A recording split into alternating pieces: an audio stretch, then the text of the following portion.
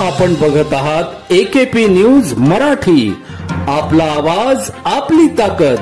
Subscribe करा, share करा, like करा. AKP news Marathi.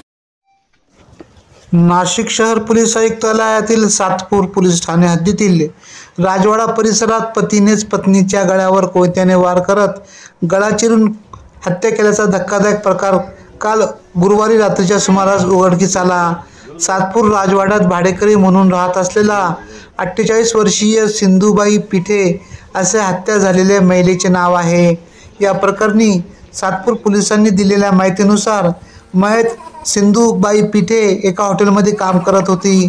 रात्री 11:15च्या सुमारास मुलगा कामावरून घरी आल्यानंतर दरवाजाला बाहेरून कडी लावलेली दिसली. त्याने कडी उघडून पाहिल्यानंतर त्याला आई रक्ताच्या थारोळ्यात पडलेली दिसली. त्याने शेजारच्या नागरिकांना सांगितले. दरम्यान सातपूर पोलिसांनी घटनेची माहिती मिळताच सातपूर पोलीस ठाण्याचे वरिष्ठ पोलीस निरीक्षक रणजित नलवडे पोलीस पथकासह तात्काळ घटनास्थळी दाखल झाले होते. 15 ते 20 दिवसापूर्वी हे कुटुंबीय या ठिकाणी राहण्यासाठी आले होते. लग्नात जाण्याच्या वादावरून पती पत्नीमध्ये वाद झाला होता.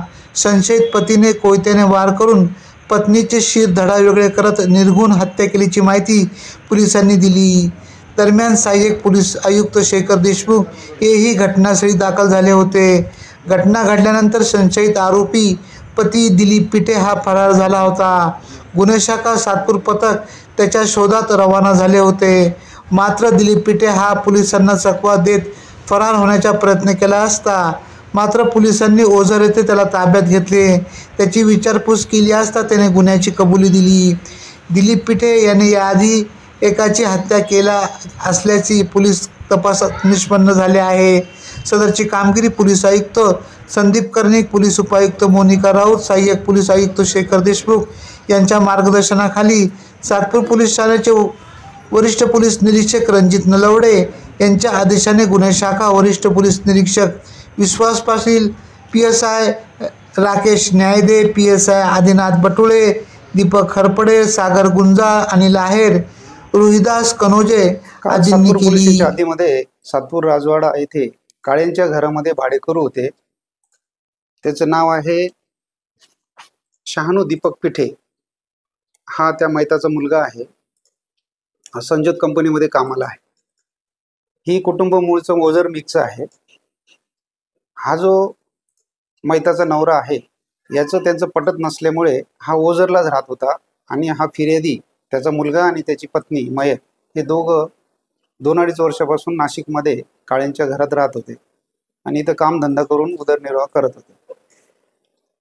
गेल्या 15 दिवसापूर्वी आरोपी फिर्यादीकडे म्हणजे त्यांच्या मुलाकडे आणि त्यांच्याकडे आला आणि आता मी सुधारलो, मी दारू पिणार नाही, मारहाण करणार नाही, त्रास देणार नाही सांगून मला राहू द्या सोबत म्हणून त्यांच्यासोबत राहायला आला.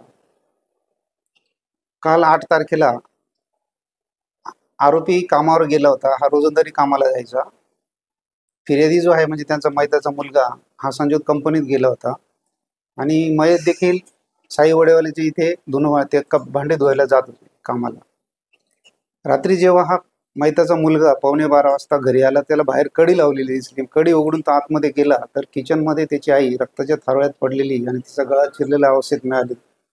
त्याच्या वडिलाचा शोध घेतला, घरात मिळाला नाही.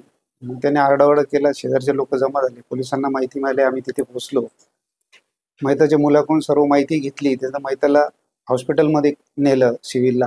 डॉक्टरनी तपासून मयत घोषित केलं. त्यानंतर मैताचा मुलगा दीपक शहानू दीपक पिठे यांनी तक्रार दिली की माझ्या वडिलांनी माझ्या आईच्या चारित्र्यावर संशय घेऊन व दारू पिऊन नेहमी मारहाण करायचा आणि त्याच्याच कारणावरून त्याने रात्री माझी आई कामावरून घरी आल्यावर घरात असताना तिचा कशाने तरी गळा चिरून तिला ठार मारले आहे म्हणून त्यांनी तक्रार दिली. त्यावरून सातपूर पोलीस स्टेशनला खुनाचा गुन्हा दाखल झाला आहे. घटना घडली तेव्हा वरिष्ठ अधिकारी घटनास्थळी भेट दिली रात्रीच. मान्य अंबड विभागचे ACP मान्य श्री शेखर देशमुख सर, वरिष्ठ पोलीस निरीक्षक नलवडे सर व आम्ही सर्व स्टाफ असे भेट देऊन त्याची तपासचक्रे फिरवली. आरोपीची माहिती काढली. गुन्हे शोध पथक व आणखी एक दुसरं पथक असे 2 पथकं रात्रीच रवाना केले तर तो ओझर परिसरामध्ये मिळून आला. मग त्याला ओझर पोलीस स्टेशनला हजर करून ताब्यात घेऊन आता पोलीस स्टेशनला आणत आहेत आणि आरोपीने गुन्हा केल्याची त्यांनी कबुली दिलेली आहे. आरोपीवरती ओझर पोलीस स्टेशनला 302 दाखल आहे अशी माहिती मिळाली आहे. आम्ही त्यांच्याकडून माहिती घेऊन ते आम्ही रेकॉर्डवर घेणार आहोत. AKP न्यूजसाठी ब्युरो चीफ अनवर खान पठाण, नाशिक.